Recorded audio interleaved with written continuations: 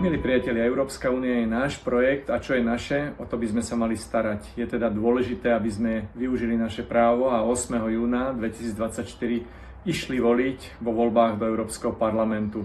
Mali by sme rozhodnúť, kto nás bude zastupovať, pretože rozhodujeme aj o tom, ako bude vyzerať nielen naše Slovensko, ako bude vyzerať aj celá Európska únia, či budeme žiť v bezpečí, aké budeme mať digitálne pravidlá, ako budeme ochraňovať našu planétu. O tom všetkom sa rozhoduje na úrovni Európskeho parlamentu. A nie len o tom. Viete napríklad, že keď váš let mešká alebo ho zrušia, máte nárok na kompenzáciu?